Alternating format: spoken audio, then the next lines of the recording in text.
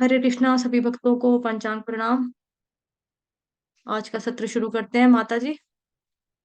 हरे कृष्ण माता जी। पंचांग प्रणाम जी पंचांग माता प्रणाम जी। माता जी।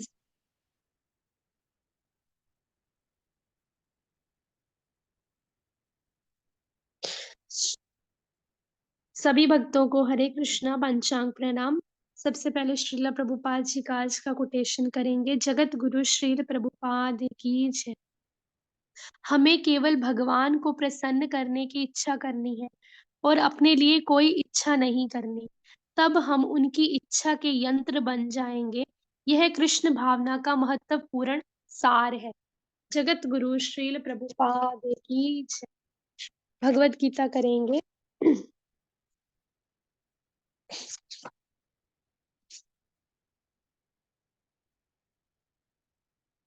भगवत गीता चैप्टर 5 कर्म योग कृष्ण भावना भावित कर्म। Verse number first. अर्जुन उवाच संन्यासं कर्मणाम कृष्ण पुनर्योगं च शंससि यच्छ्रेय सॉरी यच्छ्रेय एतयोरेकं तन्मे ब्रूहि सुनिश्चितम्। अनुवाद। अर्जुन ने कहा, हे कृष्ण, पहले आप मुझसे कर्म त्यागने के लिए कहते हैं और फिर भक्ति पूर्वक कर्म करने का आदेश देते हैं। क्या आप अब कृपा करके निश्चित रूप से मुझे बताएंगे कि इन दोनों में से कौन अधिक लाभप्रद है? माता जी तात्पर्य। जी माता जी। हरे कृष्ण पंचांग प्रणाम। तात्पर्य। जगत गुरु श्रील प्रभुपाद द्वारा श्रील प्रभुपाद की जय। श्रीमद् भगवत गीता के इस पंचम अध्याय में भगवान श्री कृष्ण बताते हैं कि भक्ति पूर्वक किया गया कर्म शुष्क चिंतन से श्रेष्ठ है। भक्ति भक्ति पथ अधिक सुगम है क्योंकि दिव्य स्वरूपा भक्ति मनुष्य को कर्म बंधन से मुक्त करती है। द्वितीय अध्याय में आत्मा तथा उसके शरीर बंधन का सामान्य ज्ञान बतलाया गया है। उसी में बुद्धि योग अर्थात भक्ति द्वारा इस भौतिक बंधन से निकलने का भी वर्णन हुआ है। तीसरे अध्याय में यह बताया गया है कि ज्ञानी को कोई कार्य नहीं करने पड़ते। चौथे अध्याय में भगवान ने अर्जुन को बताया है कि सारे यज्ञों का पर्यवसान ज्ञान में होता है, किंतु चतुर्थ अध्याय के अंत में भगवान ने अर्जुन को सलाह दी कि वह पूर्ण ज्ञान से युक्त होकर उठ करके युद्ध करे। अतः इस प्रकार एक ही साथ भक्तिमय कर्म तथा ज्ञान युक्त कर्म की महत्ता पर बल देते हुए श्री कृष्ण ने अर्जुन के संकल्प को भ्रमित कर दिया है। अर्जुन यह समझता है कि ज्ञान में संन्यास का अर्थ है इंद्रिय कार्यों के रूप में समस्त प्रकार के कार्यकलापों का परित्याग। किंतु यदि भक्ति योग में कोई कर्म करता है तो फिर कर्म का किस तरह त्याग हुआ? दूसरे शब्दों में वह यह सोचता है कि ज्ञान में संन्यास को सभी प्रकार के कार्यों से मुक्त होना चाहिए क्योंकि उसे कर्म तथा ज्ञान असंगत से लगते हैं। ऐसा लगता है कि वह यह नहीं समझ पाया कि ज्ञान के साथ किया गया कर्म बंधनकारी ना होने के कारण अकर्म के ही तुल्य है। अतः वह पूछता है कि वह सब प्रकार से कर्म त्याग दे या पूर्ण ज्ञान से युक्त होकर कर्म करे।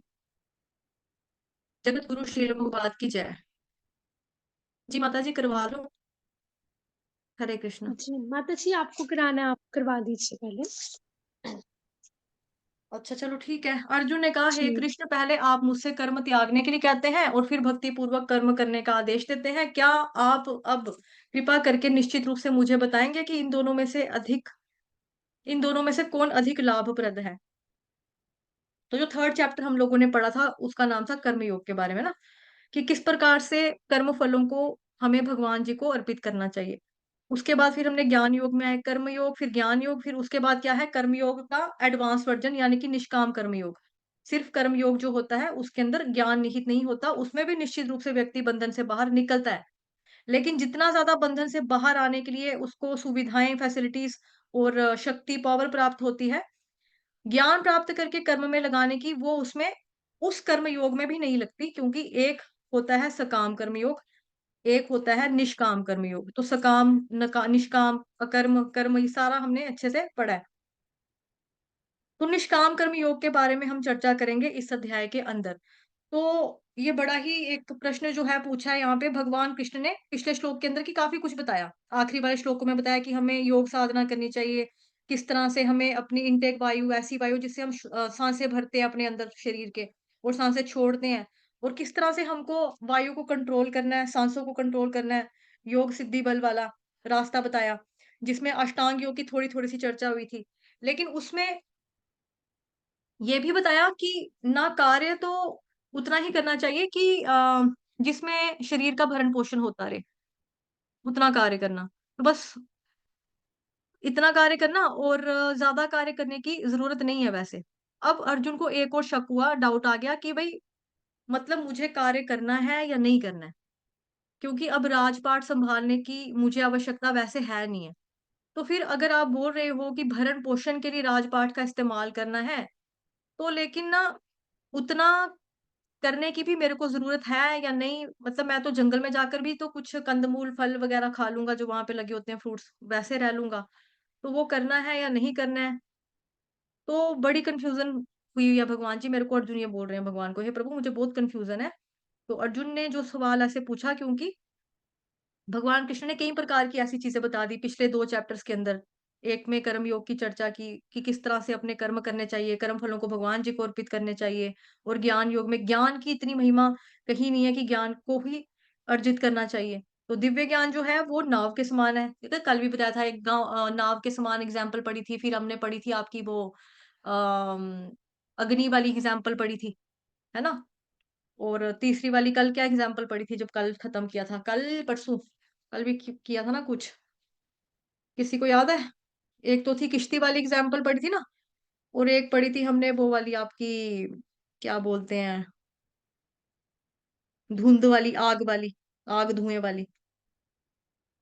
और जो हमने कल पढ़ी थी वो बताया था कि कल हाँ, कल ये वाला पढ़ा था कि शास्त्र की एग्ज़ाम्पल शस्त्र की, कि आप इसको काट दो शस्त्र से। शस्त्र कौन-सा था? वो शास्त्रों के बारे में बताया था कि भगवान जी ने जो दिव्य ज्ञान दिया उसको पढ़ो।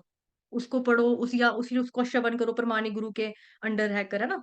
उसके बारे में हमने चर्चा की थी। तो इस तरह से कि दिव्य ज्ञान जो है वो नाव के समान है, इसके बारे में हमने पढ़ा था। और दिव्य ज्ञान जो किश्ती के समान है और दिव्य ज्ञान जो है वो शस्त्र के समान है, दिव्य ज्ञान जो है वो अग्नि के समान है। ये सारी हमने बातें मतलब उपमाएँ बेसिकली बोलेंगे, बातें नहीं, उपमाएँ जो थी हमने डिस्कस की थी। तो ज्ञान का मतलब तो फिर ज्ञान प्राप्त करना है, कर्म तो नहीं करने होंगे। अगर या तो कर्म करूँगा तो ज्ञान प्राप्त नहीं कर पाऊँगा, अगर ज्ञान प्राप्त करूँगा तो फिर कर्म नहीं कर सकूँगा। तो मतलब करना क्या है यहाँ पर? तो इसलिए यहाँ पर बहुत ही बढ़िया जो है अर्जुन ने क्वेश्चन जो था वो प्रैक्टिकली पूछा भी करूँ क्या फिर? एक तरफ से वो, दूसरी तरफ से वो तो करना क्या है?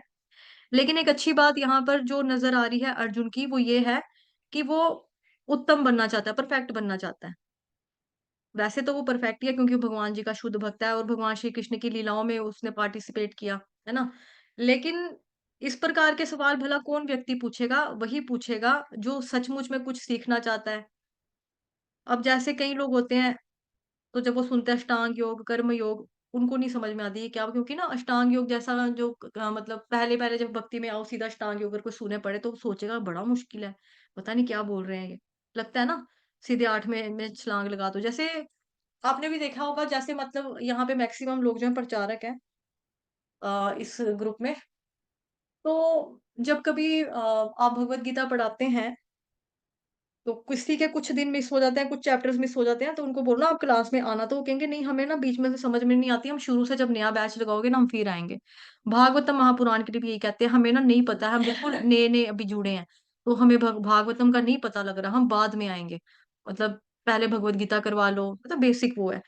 तो ऐसे ही अगर कोई बीच में से छलांग लगा लेगा, सेंटर में जाकर कुछ सोचने समझने की ट्राई करेगा, तो मुश्किल लगेगा, ये चल क्या रहा है, ये क्या कर्म योग, क्या बता रहे हैं ये अष्टांग योग, कौन है ये, क्या चीज़ चल रही है? उनको सोचना नहीं यार हमें नहीं समझ में आ रहा है, बड़ी मुश्किल है, छोड़ो। क्या करना है इसमें लफड़े में पड़कर इनके, रहने दो। मत भगवान तो एक ही है, भगवान का नाम जपो। मतलब उनको ऐसा लगता है ना स्टार्टिंग में मतलब टफ लगती हैं चीज़ें। इसका मतलब ये इंसान जो है स्पिरिचुअली वैसे सीरियस नहीं है, क्योंकि वो सीखना नहीं चाहता, वो दौड़ रहा है। लेकिन यहाँ पर अर्जुन जो है वो सीखना चाह रहे हैं भगवान जी से, समझना चाह रहे हैं। इसीलिए भगवान से वो क्वेश्चन्स पे क्वेश्चन्स पूछते हैं, अपने डाउट्स जितने भी हैं वो भगवान जी से क्लियर कर रहे हैं। और यहाँ पर भी सवाल पूछ रहे हैं भगवान जी से, भगवान जी मुझे क्या करना है? मुझे ये करना चाहिए, नहीं करना चाहिए, मुझे करना क्या है, ये करना है या वो करना है? तो इसीलिए यहाँ पर चर्चा आ रही है कि किस तरह से व्यक्ति को क्या करना चाहिए, ज्ञान का रास्ता लेना चाहिए, यानी कि जिसमें कर्म की निष्क्रियता है या फिर कर्म करना चाहिए जिसमें कि सक्रियता है। ज्ञान कैसे हासिल होगा?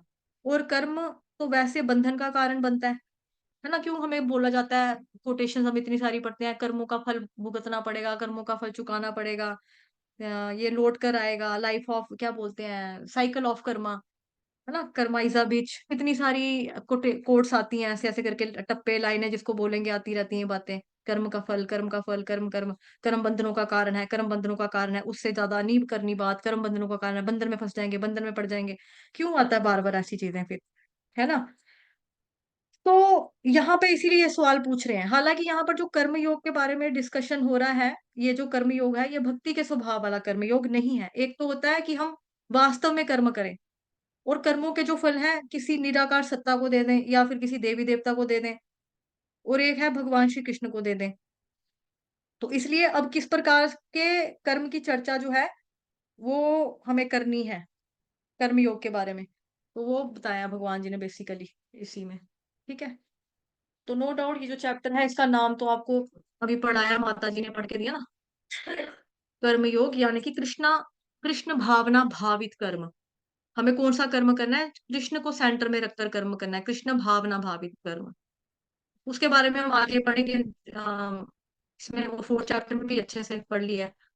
जी माता जी, हरे कृष्णा। माता जी, कल ना मेरे को निकलना है, बताया था ना मैंने आपको, जाना है कल। जी माता जी। तो आज जो कल वाला श्लोक है वो भी आज ले लेंगे, तभी मतलब मैंने सोचा था कि आप करवा लेंगे। लेकिन ब्रेक लेकर करना है, मतलब आज का श्लोक कंप्लीट होगा ना तो कल का आज ही पढ़ा लेंगे, लेकिन चैंटिंग सेशन खुलेगा वो उसमें आ जाना। जाना है ना कल मैंने, सुबह सुबह जी, निकलना है। तो कल वाला स्टॉप इसी क्लास में ले लें? इसी क्लास में लेंगे, लेकिन वो ब्रेक कर लेंगे मीटिंग को ना। वो मैं कर लूंगी, ठीक है। रिकॉर्डिंग स्टॉप वो मैं कर लूंगी खुद से। आप पढ़ा दो अभी वाला, आज वाला पढ़ा लो पहले आप। जी। तो हरे हरे कृष्णा सभी भक्तों को पांचाल प्रणाम। तो आज का जो चैप्टर है उसका नाम है कर्म योग। तो कर्म योग के साथ आप देखोगे उस ऊपर जो हेडिंग लिखी है उसके साथ लिखा भी है कि कौन सा कर्म, कृष्ण भावना भावित कर्म। ठीक है, तो ये स्पेशल लिखा गया है प्रभुपाद जी के द्वारा कि कर्म कौन सा करना है, कृष्ण भावना भावित कर्म। तो आपको चैप्टर पूरा पढ़ने से पहले ही थोड़ा आइडिया लग जाएगा कि कर्म अगर करना है तो वो कृष्ण भावना भावित करना है, उसके बारे में यहाँ पे जो है बात होगी। ठीक है, तो आज का जो फर्स्ट वर्स है चैप्टर 5 का, वो सबसे पहले अर्जुन उवाच मीन्स अर्जुन कह रहे हैं। ठीक है, तो अर्जुन क्या कह रहे हैं कि कृष्ण पहले तो आप मुझे कर्म त्याग करने के लिए कहते हो कि कर्म का त्याग कर दो, उसके बाद फिर आप मुझे कहते हो कि भक्ति पूर्वक कर्म करो, मतलब कर्म करो लेकिन भक्ति पूर्वक करो।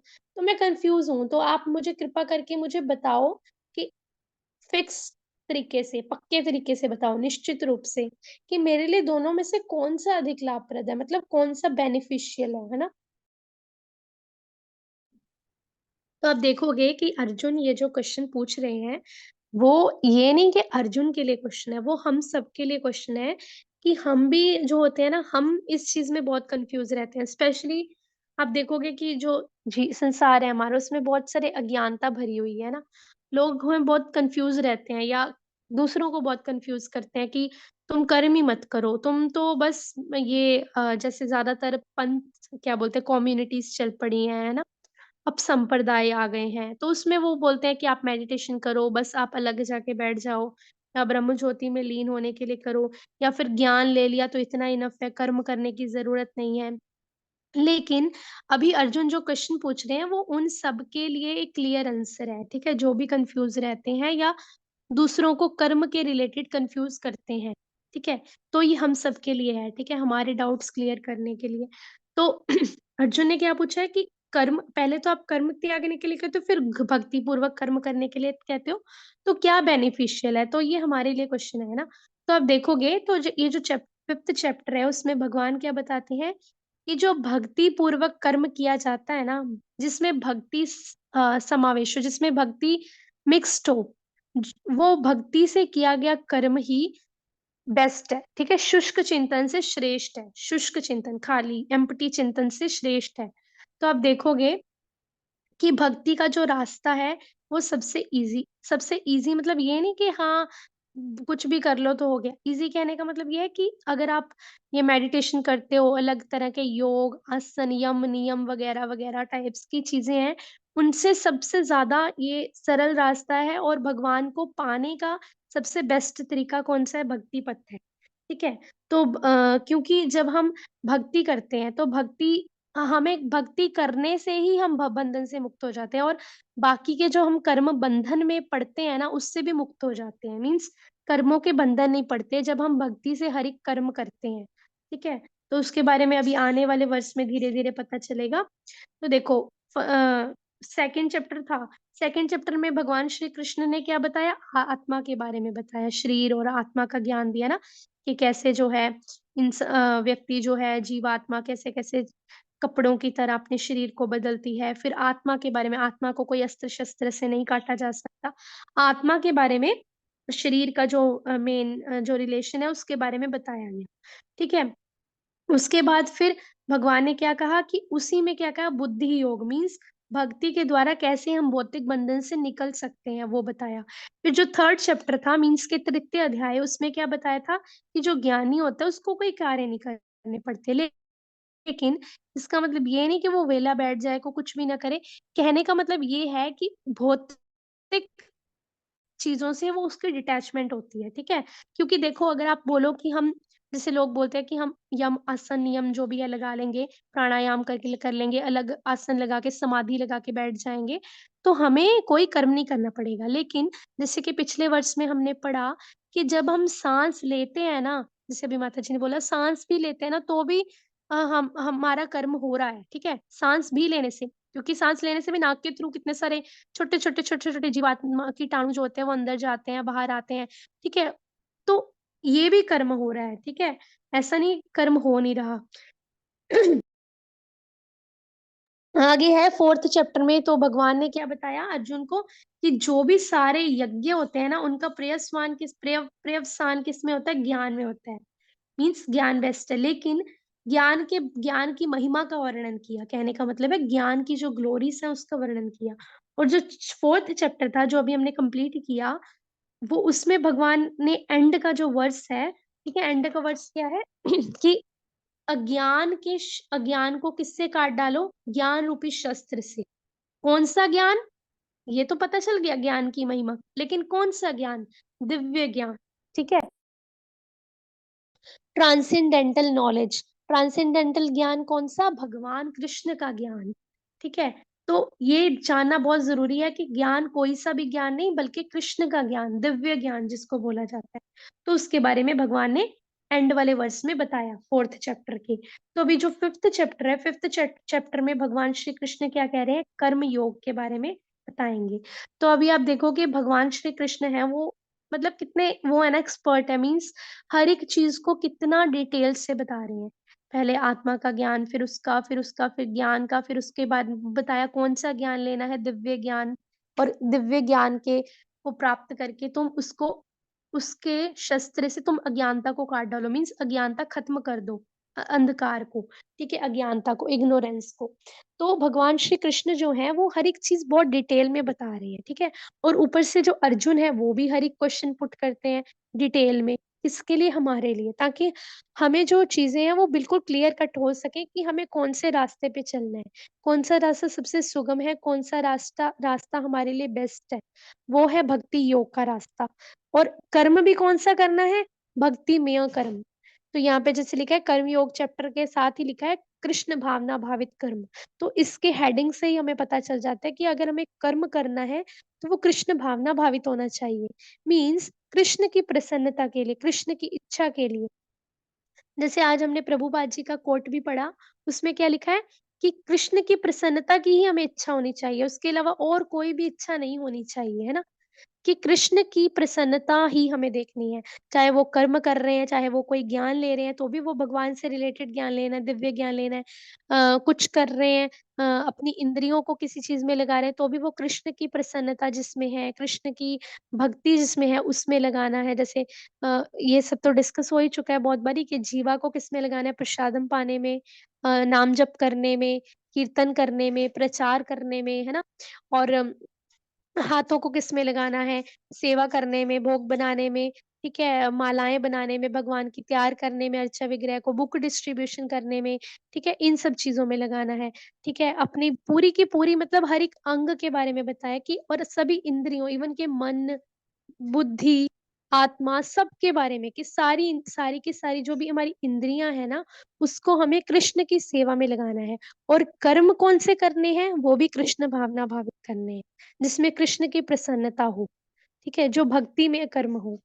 तो आगे यहाँ पे क्या कह रहे हैं कि यहाँ पे लिखा है तात्पर्य में अतः इस प्रकार एक ही साथ भक्ति में कर्म तथा ज्ञान युक्त अकर्म की महत्ता पर बल देते हुए कृष्ण ने अर्जुन के संकल्प को भ्रमित कर दिया है। तो अर्जुन जो थे वो बहुत ही कंफ्यूज हो गए कि मैं ज्ञान वाला ज्ञान पे जाऊं कि ज्ञानी को कोई कर्म करने की जरूरत नहीं है उस पे जाऊं कि भक्ति में कर्म इस व्यक्ति को कर्म तो करना चाहिए लेकिन भक्ति में करना चाहिए। तो जो अर्जुन है वो क्या समझते हैं कि ज्ञान में संन्यास का अर्थ क्या है कि इंद्रिय कार्यों के रूप में समस्त प्रकार के कार्यकलापों का परित्याग कर देना, है ना? तो सॉरी, तो अर्जुन को ये क्या हो गया कन्फ्यूजन हो गया ना कि अच्छा अब ये ज्ञानी ज्ञानी को ज्ञान हो गया तो संन्यास ले लिया, ज्ञान में संन्यास ले लिया, तो इसको मतलब जितने भी कार्यकलाप है, जितने भी कार्य हैं, उनका परित्याग कर दो क्योंकि उसको करने की ज़रूरत ही नहीं है। लेकिन अगर भक्ति योग में कोई कर्म करता है तो फिर कर्म किस तरह हुआ? तो मतलब जो है अर्जुन जो थे वो इस डाउट को जो है अपने क्लियर कर रहे हैं। कैसे क्लियर कर रहे हैं? कृष्णा से क्वेश्चन पुट करके। ठीक है? कि मुझे बताओ कि कौन-सा बेस्ट है, ठीक है? तो अभी ये तो नहीं बताएँगे कि भगवान ने अभी प्रॉपर तरीके से किया क्या क्योंकि जो सेकंड वर्स है 5.2 उसमें आएगा श्री भगवान उवाच मतलब भगवान क्या आंसर दे रहे हैं, भगवान क्या उत्तर दे रहे हैं अर्जुन के क्वेश्चन का तो वो जो है वो हम कल डिस्कस करेंगे। लेकिन अभी हमें ये जानना ज़रूरी है कि अर्जुन जो ये क्वेश्चन पूछ रहे हैं, वो हमारे लिए है क्वेश्चन। हम सबके डाउट क्लियर करने के लिए है कि व्यक्ति जो बोलते हैं ना कि अच्छा अगर अज्ञान हो गया पूरी तरह हमें पता चल गया तो अभी कर्मों को त्याग दो बस कर्मों को त्याग के बैठ जाओ आप देखोगे कि बहुत सारे ऐसे ज्ञानी लोग भी हैं जो संसार में हमें सुनने को मिलता है वो ऐसे बोलते हैं कि भगवान तो यही कहते हैं कि तुम्हारे तो यही सिखाया जाता है कि भक्ति करते रहो कर्म कोई करो ही मत बस बैठे रहो एक जगह पे बैठे रहो बस अ, भक्ति करते रहो लेकिन ऐसा नहीं कि भगवान ने ये बोला कि सभी कर्मों का परित्याग कर दो, लेकिन अपने कर्मों को किस तरीके से कृष्ण की सेवा और भक्ति में लगाना है, उसके बारे में बताया है, ठीक है? ये नहीं कि कर्मों को छोड़ के बैठ जाओ एक जगह। तो वो कैसे बताएँगे भगवान जी, वो हम कल आने वाले वर्स में डिस्कस करेंगे, ठीक है? तो आई होप आपको आज का वर्स अच्छे से समझ आ गया होगा, बाकी माता जी ने तो आपको बता ही दिया।